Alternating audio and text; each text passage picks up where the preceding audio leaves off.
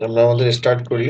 আজকে আমাদের last topic সেটা হলো গিয়ে ওয়েবসাইট পাবলিশিং বলতে কি বুঝি আমরা? ওয়েবসাইট পাবলিশিং বলতে আমরা কি বুঝি? এটা হচ্ছে আমাদের চ্যাপ্টার 4 এর সর্বশেষ topic website publishing. Website publishing তো what is website publishing? Sir website publishing বলতে মূলত এটা বোঝানো হচ্ছে যে কিভাবে আমরা একটা ওয়েবসাইটকে হলো গিয়ে যে ডেভেলপ করতে পারবো এবং সেই সাইটটাকে কিভাবে আমরা ব্যবহারকারী বা ইউজারের সাথে কানেক্টিভিটি এস্টাবলিশ করতে পারবো ইউজারদের সাথে, সেটার একটা হলো গিয়ে ডিটেল প্রসেস। তো আমাদের ওয়েবসাইট যদি পাবলিশিং করতে হয়, অর্থাৎ কিভাবে একটা ওয়েবসাইটে স্টার্ট থেকে এন্ড পর্যন্ত মনে করেন মেকানিজম বা প্রসেসটা এক্সিকিউট হয়, এই ওয়েবসাইট পাবলিশিং এর মাধ্যমে আমরা সেটা ধারণা পাবো। তো আমাদেরকে যদি একটা ওয়েবসাইট পাবলিশ করতে হয় তাহলে আমাদের সবার প্রথমে আমাদের একটা ডোমেইন দরকার হবে। ডোমেইন কি জিনিস সেটা একটু বলছি, যে আমাদের একটা ওয়েব অ্যাড্রেসের প্রয়োজন হবে। যে ওয়েব অ্যাড্রেসটাকে পৃথিবীর যে কোনো প্রান্ত থেকে আমরা অনলাইনের মাধ্যমে কি করতে পারবো, অ্যাক্সেস করতে পারবো। তো ডোমেইন বলতে মূলত স্যার কাকে বোঝানো হচ্ছে? ডোমেইন বলতে মূলত স্যার ওয়েব অ্যাড্রেসকে বোঝানো হচ্ছে। যেমন www.facebook.com, www.google.com, এগুলো সবগুলোই হচ্ছে কি আমাদের ডোমেইন। তারপর হলো গিয়ে ডোমেইন মানে হচ্ছে আমাদের একটাকে ওয়েব অ্যাড্রেস থাকতে হবে। আর ওয়েব অ্যাড্রেসটা ইউনিকই হবে, কারণ ইউনিক ছাড়া আর কখনো ডোমেইন পাওয়া যায় না। অর্থাৎ একটা ওয়েব অ্যাড্রেস কখনো অন্য আরেকটা ওয়েব অ্যাড্রেসে অন্য একটা প্রতিষ্ঠানের ওয়েব অ্যাড্রেসের সাথে ম্যাচ করবে না। ডোমেইনের পর আমরা হলো গিয়ে স্যার হোস্টিং নিয়ে কথা বলবো। ওকে, অর্থাৎ এই যে ওয়েব অ্যাড্রেসটা নিছি, সেই ওয়েব অ্যাড্রেসের ডাটাগুলো আমরা যেই ফিজিক্যাল কম্পিউটারের মধ্যে, যেই কম্পিউটারের মধ্যে রাখবো সেটাকে সার্ভার বলা হয়। সার্ভার বলতে মূলত স্যার কাকে বোঝায়? হোস্টিংকে বোঝায়। ঠিক আছে?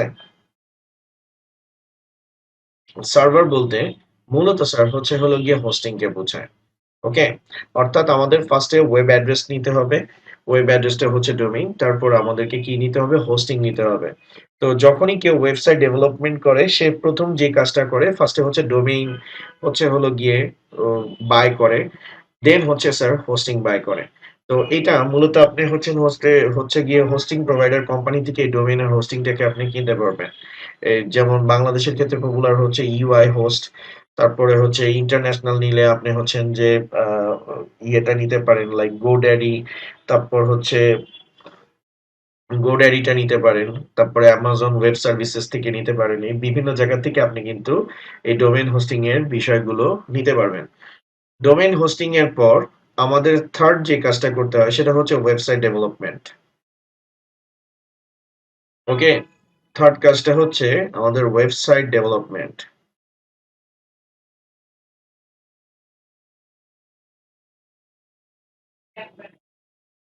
আর আরেকটা জিনিস বলে রাখি, হোস্টিং কিন্তু হলো গিয়ে মূলত আপনাকে ক্লাউড স্পেস প্রোভাইড করবে।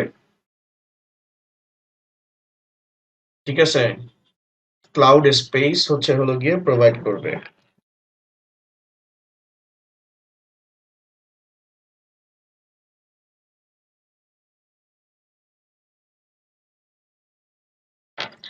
আপনাকে হচ্ছে ক্লাউড স্পেস প্রোভাইড করবে। আপনাকে হচ্ছে স্যার ক্লাউড স্পেসটাকে প্রোভাইড করবে, যাতে আপনি হলো গিয়ে অনলাইনে আপনার যাবতীয় যত কাজ আছে সেটাকে আপনি কি করতে পারেন স্যার, এক্সিকিউট করতে পারেন। ঠিক আছে? তার সাথে আপনাকে হলো গিয়ে কি প্রোভাইড করবে স্যার? সি প্যানেল প্রোভাইড করবে। তো একটা অবজেক্টিভ আসে যে সি প্যানেল কারা প্রোভাইড করে? সি প্যানেল মূলত হচ্ছে হোস্টিং কোম্পানি প্রোভাইড করে। এই সি প্যানেলের মাধ্যমেই আপনি হলো গিয়ে সার্ভারকে কি করবেন স্যার? ম্যানেজ করবেন। অর্থাৎ সার্ভার ম্যানেজমেন্টের কাজটা মূলত হলো গিয়ে সি প্যানেলের মাধ্যমে কন্ট্রোল করা হয়, আর এটা মূলত আপনাকে হোস্টিং কোম্পানি কি করবে? প্রোভাইড করবে। তো পরীক্ষার খাতায় শুধুমাত্র ডোমেইন মানে হচ্ছে ওয়েব অ্যাড্রেস লিখলে হবে না। আপনাকে পরীক্ষার খাতায় ওয়েবসাইট পাবলিশিং এর কথা যদি বলে, তাহলে ফার্স্ট অফ অল আপনাকে হচ্ছে ডোমেইনের ডেফিনেশন দিতে হবে, যে অনলাইনে রেজিস্টারকৃত ওয়েব অ্যাড্রেস গুলোকে মূলত কি বলা হয়? ডোমেইন। আর হোস্টিং এর ডেফিনেশন কি দিবেন? ওয়েব অ্যাড্রেসের ডাটা এবং ইনফরমেশনকে কোনো সার্ভারে স্টোর করা এবং সি প্যানেলের মাধ্যমে ম্যানেজ করার প্রসেসকে মূলত স্যার কি বলা হয়? হোস্টিং বলে। এগুলো আমি আগেই বলছি। তারপরে স্যার আমাদেরকে হলো গিয়ে ওয়েবসাইট ডেভেলপমেন্ট করতে হবে। এখন ওয়েবসাইট ডেভেলপমেন্ট করে সেই ওয়েবসাইটটাকে মূলত সি প্যানেলের মধ্যে কি করতে হয়? রাখতে হয়। ঠিক আছে? অর্থাৎ আমি জাস্ট একটু ডায়াগ্রামটা দেখাই। আমরা যে ওয়েবসাইট ডেভেলপমেন্ট করি, ওয়েবসাইট মানে হচ্ছে যে অনেকগুলো ফাইলের সমষ্টি। ওয়েবসাইট বলতে মূলত মাল্টিপল ফাইলকে বুঝায়, যেই ফাইলগুলোকে আমরা কোথায় রাখি? সি প্যানেলে রাখি। ঠিক আছে? সি প্যানেলে রাখি। অর্থাৎ ওয়েবসাইট ডেভেলপমেন্ট করে সেটাকে কোথায় রাখা হয়? সি প্যানেলের মধ্যে রাখা হয়। ঠিক আছে? তো ওয়েবসাইট ডেভেলপমেন্ট করতে গেলে সেখানে অনেকগুলো ফাইলের কথা থাকে। তো ওয়েবসাইট ডেভেলপমেন্টের স্টার্টিংটা হয় মূলত স্যার HTML দিয়ে। স্যার HTML টা হচ্ছে মূলত ওয়েবসাইটের স্ট্রাকচার তৈরি করার জন্য ব্যবহার করা হয়। ওয়েবসাইটের স্ট্রাকচার ব্যবহার করার জন্য এটা হচ্ছে তৈরি মানে HTML টা ব্যবহার করা হয়। তারপর হচ্ছে ব্রাউজার কমিউনিকেশনের জন্য ব্রাউজারের জন্য মূলত HTML ইউজ করা হয়। সহজ কথায় HTML বলতে মূলত একটা স্ট্রাকচারকে বোঝায়, ওয়েব স্ট্রাকচার। আর আমাদের যে ওয়েব ব্রাউজার গুলো আছে সেটা শুধুমাত্র কাকে পার্সিং করতে পারে, বুঝতে পারে কাকে? HTML কে বুঝতে পারে। আর HTML এর থ্রুতে ইউজারের সাথে কি করা যায়? কমিউনিকেশন করা যায়। অর্থাৎ ইউজার কমিউনিকেশন করে ব্রাউজারের মাধ্যমে। আপনি প্রতিদিনকার আপনার এই যে ফেসবুকের কথা যদি চিন্তা করেন, আপনি কম্পিউটার দিয়ে যখন ফেসবুকের এই গ্রুপটাতে জয়েন করেন ক্লাস করার জন্য, আপনার সবার প্রথম টাস্কটা থাকে কম্পিউটার অন করার পর ব্রাউজারটাকে অন করা। এই যে ব্রাউজারটাকে যে আপনি অন করতেছেন, ব্রাউজারটা মূলত হচ্ছে কার মাধ্যমে ডিল করে? HTML এর মাধ্যমে। তাহলে কি হচ্ছে যে ইউজার ফার্স্টে ব্রাউজারকে ওপেন করে, দেন ব্রাউজারের থ্রুতে হচ্ছে হলো গিয়ে ওয়েবের অ্যাক্সেস গুলো নিয়ে কি করে স্যার? কাজ করে। তো আমাদের সবার প্রথমে হচ্ছে HTML নিয়ে কাজ করতে হবে। আর HTML টা কি? HTML বলতে মূলত sir hyper text markup language কে বোঝায়।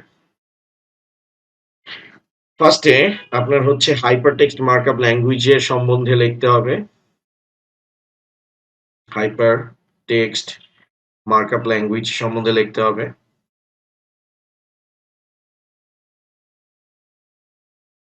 দেন এগুলো কিন্তু আমি বলছি হাইপারটেক্সট মার্কআপ ল্যাঙ্গুয়েজ। তো HTML এর ভার্সন গুলো লিখতে হবে। বর্তমানে HTML ভার্সন কত চলতেছে? ভার্সন 5 চলতেছে। তারপর হচ্ছে হলো গিয়ে এটা কিসের জন্য? এটা মূলত হচ্ছে ওয়েব স্ট্রাকচারের জন্য ব্যবহার করা হয়। এটা কিন্তু খুবই ইম্পর্টেন্ট একটা পয়েন্ট, এটা মিস করবেন না। ওয়েব স্ট্রাকচার মূলত তৈরি করা হয় HTML এর মাধ্যমে। লাইক আমি যদি একটা বিল্ডিং এর কথা চিন্তা করি, বিল্ডিং এর যে ফার্স্টের দিকে যে পিলার করা, পাইলিং করা, যে স্ট্রাকচারটা আমরা দেখতে পাই, সেই স্ট্রাকচারটা মূলত ডিজাইন করা হয় HTML এর মাধ্যমে। থার্ড হচ্ছে এটা মূলত হচ্ছে হলো গিয়ে ব্রাউজারের সাপোর্ট দেওয়ার জন্য HTML ব্যবহার করা হয়। কারণ ব্রাউজার শুধুমাত্র কোনটাকে বুঝতে পারে? HTML কে বুঝতে পারে। যদি পরীক্ষায় আসে যে ব্রাউজার কোন ল্যাঙ্গুয়েজকে মানে কোন মেথডটাকে বুঝতে পারে? অ্যান্সার হবে HTML। আর বর্তমানে HTML এর ভার্সন কিন্তু 5 ইউজ করা হচ্ছে। আর HTML এর থ্রুতেই ইউজার কি করতে পারে স্যার? ইউজার কমিউনিকেট করতে পারে। এটা কিন্তু 4 মার্কের একটা কোশ্চেন, খুবই ইম্পর্টেন্ট কোশ্চেন, সেটা পরীক্ষায় আসে। ঠিক আছে? এবার HTML এর পর সেকেন্ড আসবে আমাদের CSS। CSS এর ফুল ফর্ম কি সেটা আমাদের অবশ্যই লিখতে হবে। Cascading cascading style sheet. ঠিক আছে? Cascading style sheet. এটা হচ্ছে ওয়েবসাইটের লেআউট ডিজাইন করার জন্য ব্যবহার করা হয়। লেআউটের জন্য ব্যবহার করা হয়। এটাকে মূলত স্যার ডিজাইনার টুল বলে।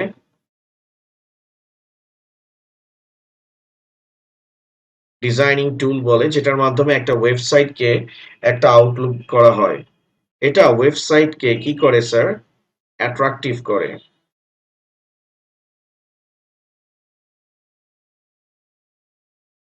ঠিক আছে? এটা ওয়েবসাইটকে অ্যাট্রাকটিভ করে বা গুড লুক প্রোভাইড করে।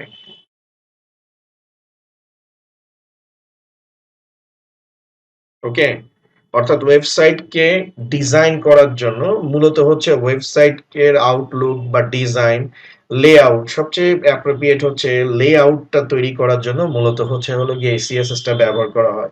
লাইক একটা বিল্ডিং কে আমরা যখন স্যার তৈরি করি, সেই বিল্ডিংটার দেখতে সুন্দর হওয়া, সেটার বাইরের কালারটা কি হবে, সেটা কোন জায়গায় জানলা বসবে, সেটা কোন জায়গায় হচ্ছে ব্যালকনি বসবে, সেটা কোন কালারের হবে, তো সেটার আউটলুকটা, সেটাকে মূলত স্যার বলা হয় হলো গিয়ে সিএসএস। বা ইন্টারনাল ইন্টারফেসটা কেমন হবে, কোথায় হচ্ছে লগ ইন বাটন থাকবে, এগুলো সবকিছুই মূলত স্যার সিএসএস দিয়ে তৈরি করা হয়। ওকে, সেটা আমরা দেখছি। আর বর্তমানে আর অ্যানিমেশন সিএসএস দিয়ে ওয়েবসাইটে অ্যানিমেশনের কাজ করা হয়। সিএসএস 3, সিএসএস এর অনেকগুলো ভার্সন আছে, তার ভিতরে সবচেয়ে পপুলার হচ্ছে সিএসএস 3, যেটা লেটেস্ট আমরা ইউজ করি। সিএসএস 3টা মূলত হচ্ছে স্যার অ্যানিমেশনের জন্য ব্যবহার করা হয়। ঠিক আছে, অর্থাৎ সিএসএস 3 এর মাধ্যমে আমরা হচ্ছে হলো গিয়ে ওয়েবসাইটে অ্যানিমেশন কি করতে পারি স্যার, অ্যাড করতে পারি। তো সিএসএস এর কাজ শেষ হলে সিএসএস এর পর আসে হলো গিয়ে sir Java script, JS. Sir এটা কিন্তু জাভা প্রোগ্রামিং ল্যাঙ্গুয়েজ না, এটা অনেকে ভুল করে। এটা হচ্ছে জাভা স্ক্রিপ্ট, যেটার ব্যাকবোন হচ্ছে হলো গিয়ে সি প্রোগ্রাম, যেটার ব্যাকবোন হচ্ছে সি প্রোগ্রাম। ঠিক আছে, জাভাস্ক্রিপ্টের ব্যাকবোন হচ্ছে হলো গিয়ে সি প্রোগ্রাম। আর একই সাথে যে এই জাভাস্ক্রিপ্টটা কেন ইউজ করা হয় স্যার, জাভাস্ক্রিপ্টটা ইউজ করা হয় হলো গিয়ে যে আমাদের ওয়েবসাইটটাকে রেসপন্সিভ করার জন্য। অর্থাৎ ওয়েবসাইটকে রেসপন্সিভ করার জন্য, ওয়েবসাইটকে আমরা যদি রেসপন্সিভ করতে চাই, রেসপন্স, ঠিক আছে, এই রেসপন্সটা ক্রিয়েট করা হয় জাভাস্ক্রিপ্টের মাধ্যমে। ওকে, যেমন আপনি আঙ্গুল দিয়ে স্ক্রল ডাউন করতে থাকেন, তারপরে হচ্ছে হলো গিয়ে এই যে আমি লাইভ ক্লাসটা নিচ্ছি এটাকে এন্ড করে দিলাম, এই সব কিছুই মূলত হচ্ছে কি স্যার, রেসপন্সিভ। বা আপনি যে ফেসবুকে পোস্ট করার সময় পোস্ট বাটনটাতে ক্লিক করেন, তো ক্লিক করলে সেটা কাজ করছে কি করে নাই, সেটার যে একটা সেন্স ক্রিয়েট করা, সেটাই মূলত হচ্ছে রেসপন্স। আর এই রেসপন্সটা মূলত হচ্ছে হলো গিয়ে স্যার জাভাস্ক্রিপ্টের মাধ্যমে করা হয়। জাভাস্ক্রিপ্টের মাধ্যমে শুধু রেসপন্সের কাজ না, এপিআই এর কাজও মূলত জাভাস্ক্রিপ্টের মাধ্যমে করা হয়। ঠিক আছে, তারপরে হচ্ছে হলো গিয়ে মনে করেন যে এপিআই এর জন্য জাভাস্ক্রিপ্ট ব্যবহার করা হয়। তারপরে হচ্ছে ডাটা স্টোরের জন্য, ডাটা স্টোর করা এবং ডাটাকে এক জায়গা থেকে অন্য জায়গায় ট্রান্সমিশন করা, ডাটা স্টোর বা ট্রান্সমিশন,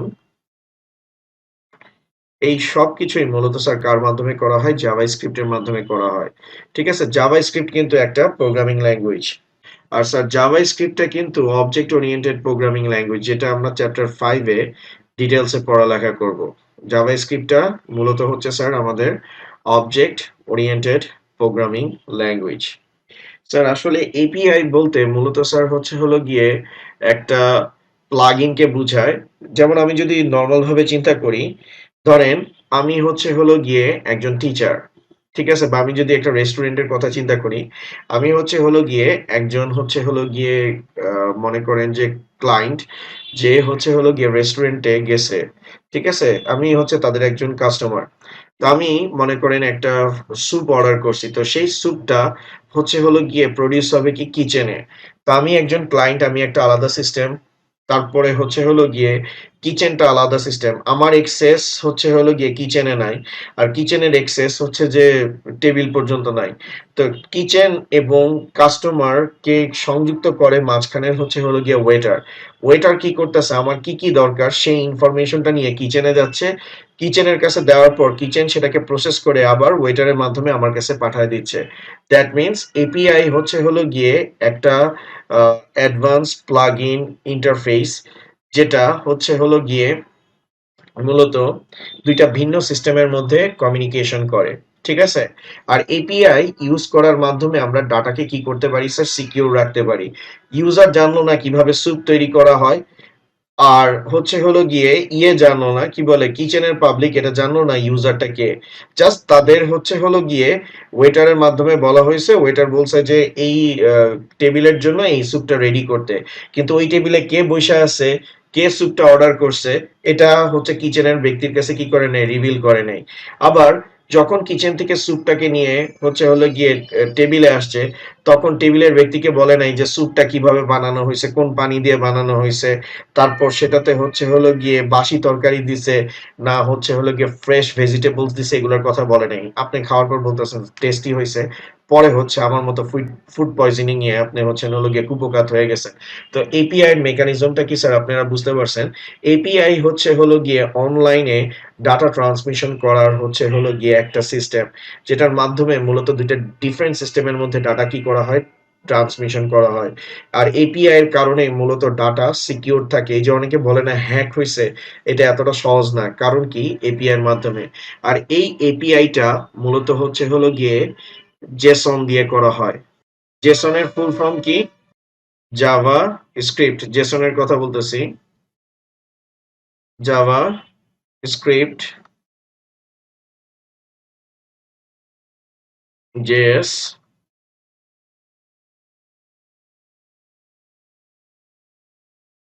জাভাস্ক্রিপ্ট অবজেক্ট নোটেশন। ঠিক আছে, JavaScript object notation.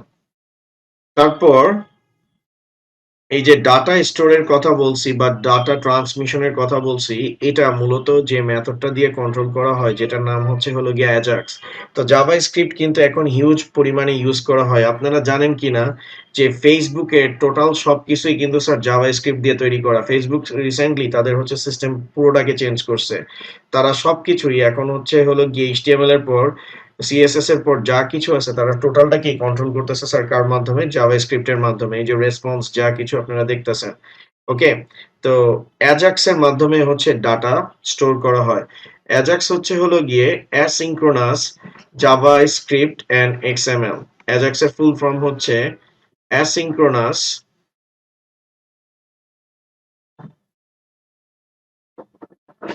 JavaScript, asynchronous JavaScript and XML. Okay, asynchronous JavaScript and XML.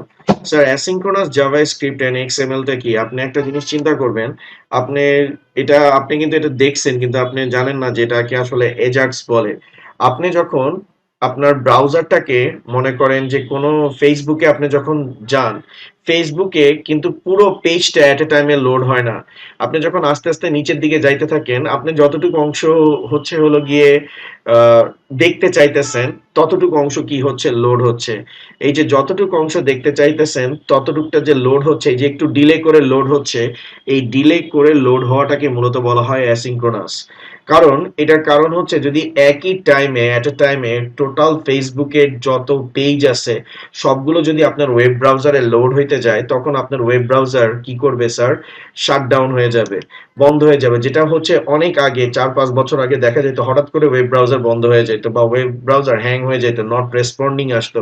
তখন কি করতে হইতো, ওয়েব ব্রাউজারটাকে বন্ধ করে আবার নতুন ভাবে সেটাকে কি করতে হইতো, অন করতে হইতো। তো এই ইস্যুটাকে রিকভার করার জন্যই মূলত অ্যাজাক্স কে ডেভেলপ করা হয়েছে। তো অ্যাজাক্স এর কাজটা যে জাভাস্ক্রিপ্টের মাধ্যমে সে ডাটাগুলোকে নিয়ে আসবে। অর্থাৎ এক্সএমএল মানে কি, এক্সএমএল কিন্তু আমাদের ডাটা স্টোর করে, এইচটিএমএল কিন্তু কোনো ডাটা স্টোর করে না। অর্থাৎ এক্সএমএল ডাটা কি করে স্যার, কন্টেইন করে বা ডাটা স্টোর করে, এবং অ্যাজ ওয়েল অ্যাজ সেটা কিসে অংশগ্রহণ করে, ট্রান্সমিশনে স্যার সেটা কি করে, অংশগ্রহণ করে। আর ট্রান্সমিশনে অংশগ্রহণ করার জন্য জাভাস্ক্রিপ্টকে কি করা হয়, ব্যবহার করা হয়। আর জাভাস্ক্রিপ্ট সেটাকে অ্যাসিঙ্ক্রোনাস ওয়েতে, অর্থাৎ একটু ডিলে ডিলে করে সেটাকে কি করে, স্টোর করে, যাতে আপনার ওয়েব ব্রাউজার যাতে স্মুথলি কাজ করে। Clear sir? তো এই যে আমাদের এজাক্স এর বিষয়গুলো গেছে, দ্যাট মিন্স জাভাস্ক্রিপ্টে কিন্তু অনেক কাজ করা হয়। আরেকটা জিনিস আমি এপিআই টা হয়তো ভুলে গেছি বলতে। এপিআই এর ফুল ফর্ম হচ্ছে application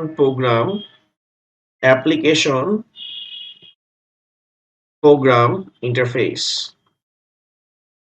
application program, I for interface. Okay. তারপর স্যার ব্যবহার করা হয় স্যার পিএইচপি। পিএইচপির ফুল ফর্ম হলো গিয়ে hypertext preprocessor, hypertext preprocessor. ঠিক আছে, পিএইচপির ফুল ফর্মস, আগে এটাকে পার্সোনাল হোম পেজ বলা হইতো, বাট এটাকে বলা হয় এখন হাইপার টেক্সট প্রি প্রসেসর। অর্থাৎ ফার্স্টে হাইপার টেক্সটের কথা বলা হয়, দেন প্রি প্রসেসর। অর্থাৎ একটা এইচটিএমএল পেজকে সার্ভার পর্যন্ত নিয়ে যাওয়া, দেন সেটাকে হচ্ছে হলো গিয়ে প্রসেস করা, এগুলো সবকিছুই মূলত হচ্ছে হলো গিয়ে পিএইচপির মাধ্যমে কন্ট্রোল করা হয়। ঠিক আছে, পিএইচপি হচ্ছে সার্ভার ম্যানেজমেন্টের জন্য ব্যবহার করা হয়, এটাকে সার্ভার স্ক্রিপ্টিং ল্যাঙ্গুয়েজ বলা হয়। ঠিক আছে, সার্ভার স্ক্রিপ্টিং ল্যাঙ্গুয়েজ বলা হয়, সার্ভার স্ক্রিপ্টিং ল্যাঙ্গুয়েজ বলা হয়। সার্ভারকে ম্যানেজ করার জন্য মূলত হচ্ছে পিএইচপিটা ব্যবহার করা হয়। সার্ভার স্ক্রিপ্টিং ল্যাঙ্গুয়েজের কথা, সার্ভার স্ক্রিপ্টিং ল্যাঙ্গুয়েজ বলে এটাকে, পিএইচপিটাকে। তারপর সার্ভার ম্যানেজ করার জন্য এটাকে ব্যবহার করা হয়, সার্ভার ম্যানেজ করার জন্য ব্যবহার করা হয়। ওকে, তারপর হচ্ছে এসকিউএল বা ডাটাবেস কানেক্টিভিটির জন্য, ডাটাবেস কানেক্টিভিটির জন্য বা ডাটাবেস কানেক্টিভিটির জন্য, ডাটাবেস কানেক্টিভিটির জন্য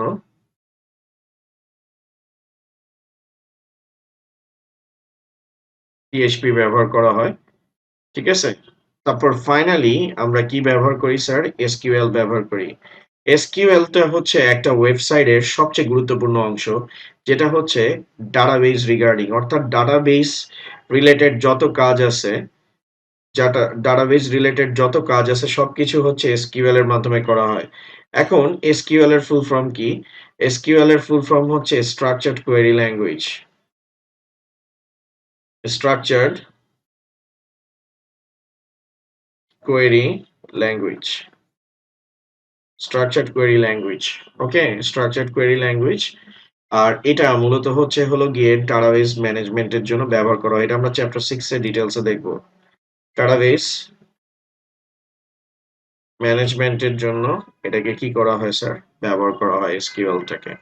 তো একটা ওয়েবসাইট ডেভেলপ করার জন্য মূলত এইচটিএমএল, সিএসএস, জাভাস্ক্রিপ্ট, পিএইচপি, এসকিউএলটা ব্যবহার করা হয়। আর সেখানে জাভাস্ক্রিপ্টকে বিভিন্ন ফরম্যাটে ইউজ করা হয়, যেমন এপিআই এর জন্য জেসন ব্যবহার করা হয়, ডাটা স্টোর ট্রান্সমিশনের জন্য অ্যাজাক্স ব্যবহার করা হয়।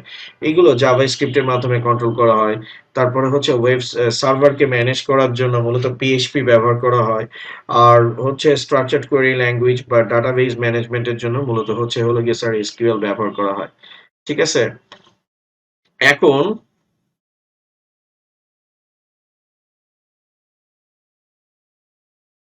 ফাইনালি এটার বিষয়টাকে আমি যদি যাই, তাহলে আমাদের ওয়েবসাইট ডেভেলপমেন্টের কাজটা কিন্তু শেষ। ওয়েবসাইট ডেভেলপমেন্টের কাজ শেষ হওয়ার পর আমাদেরকে হচ্ছে এসইও করতে হয়। আর এসইও বলতে মূলত বোঝানো হয় স্যার সার্চ ইঞ্জিন অপটিমাইজেশন। ঠিক আছে, সার্চ ইঞ্জিন অপটিমাইজেশনকে বোঝায়। অর্থাৎ একটা ওয়েবসাইটকে আমরা কি করব? ওওপিএল, এটার ফুল ফর্ম হচ্ছে অবজেক্ট ওরিয়েন্টেড, এটা আমরা চ্যাপ্টার 5 এ পড়ব। Object oriented programming language, object oriented programming language. ঠিক আছে, অবজেক্ট ওরিয়েন্টেড প্রোগ্রামিং ল্যাঙ্গুয়েজ। ওকে, অবজেক্ট ওরিয়েন্টেড হচ্ছে হলো গিয়ে প্রোগ্রামিং ল্যাঙ্গুয়েজ। পিএইচপির ফুল ফর্ম হচ্ছে hyper text pre processor, hyper text pre processor. ঠিক আছে, এইচ পি পি মানে পি মাঝখানে এইচ, তারপরে হচ্ছে পি। ওকে, হাইপার টেক্সট প্রি প্রসেসর, যেটাকে হচ্ছে এভাবে সাজায় নিছে। অর্থাৎ ফার্স্টে হচ্ছে হলো গিয়ে প্রোনাউন্স করা হবে, লেখা হবে পিএইচপি দিয়ে, বাট ফার্স্টে প্রোনাউন্স করা হবে এইচ, তারপরে প্রোনাউন্স করা হবে টু মানে পি, তারপরে হচ্ছে এই পিটাকে 3 নম্বরে হচ্ছে হলো গিয়ে কল করা হবে। আচ্ছা যাই হোক, এটা হচ্ছে হাইপারটেক্সট প্রি প্রসেসর। আর সার্চ ইঞ্জিন অপটিমাইজেশন, এটা এসইও করতে হবে যাতে আমার ওয়েবসাইটটাকে সার্চ ইঞ্জিন খুব তাড়াতাড়ি কি করতে পারে, খুঁজে বের করতে পারে। স্যার এসইওটা কি? স্যার এসইওটা হচ্ছে হলো গিয়ে একটা সার্চ ইঞ্জিনকে কি করা, ওয়েবসাইটকে, মানে আমি এসইওর ব্যাপারে কিন্তু আগেও কথাবার্তা বলছি।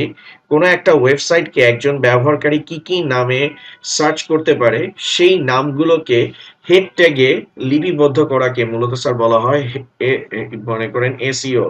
অর্থাৎ এসইও করা হয় মূলত কিওয়ার্ডের মাধ্যমে। এসইওটা করা হয় কিওয়ার্ডের মাধ্যমে। এই সার্চ ইঞ্জিন অপটিমাইজেশন বা হচ্ছে এসইও সংক্ষেপে যদি আমরা বলি, এই এসইওটা মূলত স্যার করা হয় কিওয়ার্ডের মাধ্যমে। আর কিওয়ার্ড গুলোকে মূলত রাখা হয় হলো গিয়ে আমাদের কোথায়, হেড ট্যাগের মধ্যে সেগুলোকে স্টোর করা হয়। ঠিক আছে, হেড ট্যাগের মধ্যে সেগুলোকে হচ্ছে স্টোর করা হয়। তারপর এসইওর পর ফাইনালি আমাদেরকে হচ্ছে এটা গ্লোবাল লিংক অ্যাড করতে হয়। গ্লোবাল লিংক মানে হচ্ছে হলো গিয়ে ওয়েবসাইটটাকে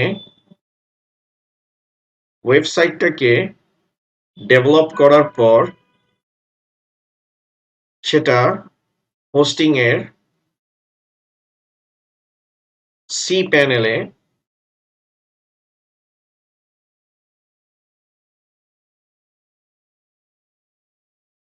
ওয়েবসাইটটা ডেভেলপ করার পর সেটা হচ্ছে হোস্টিং এর সি প্যানেলে পাবলিক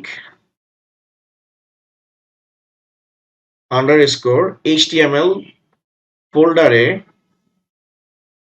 রাখা হয়।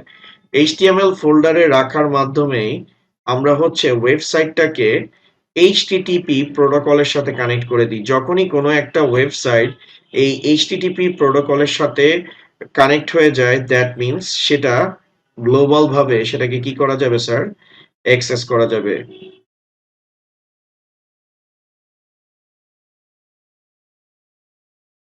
গ্লোবাল ভাবে সেটাকে আমরা কি করতে পারবো, অ্যাক্সেস করতে পারবো। ওকে, আমরা এটাকে গ্লোবাল ভাবে অ্যাক্সেস করতে পারবো।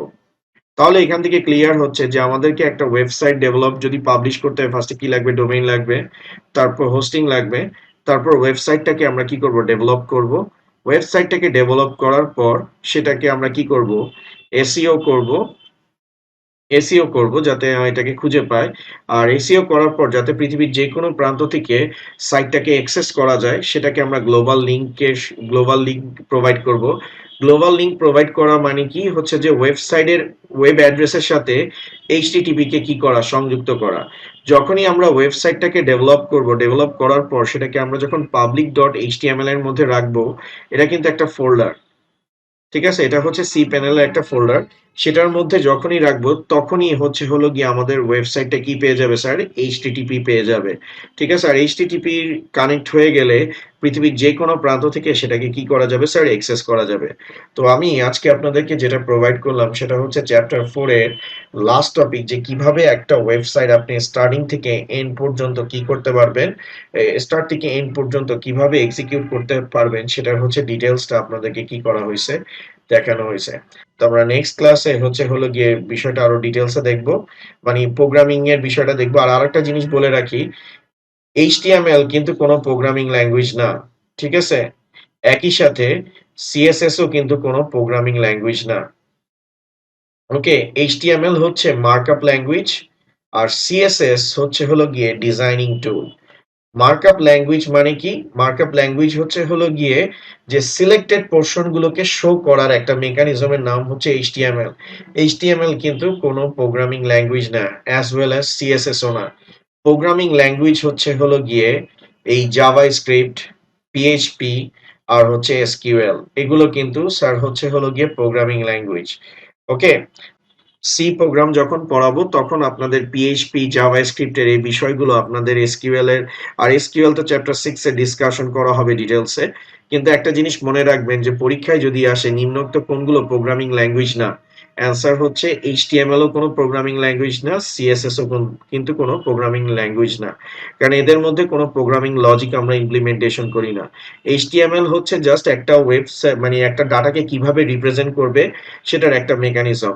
আর সিএসএস হচ্ছে সেই ডাটাটাকে কত সুন্দরভাবে রিপ্রেজেন্ট করবে, ডিজাইনিং ওয়েতে কত সুন্দর লেআউটে প্রোভাইড করবে, সেটা হচ্ছে হলো গিয়ে সিএসএস। ঠিক আছে স্যার, তো আজকের মতো এতটুকুই। নেক্সট ক্লাসে আবার দেখা হবে স্যার। Thank you.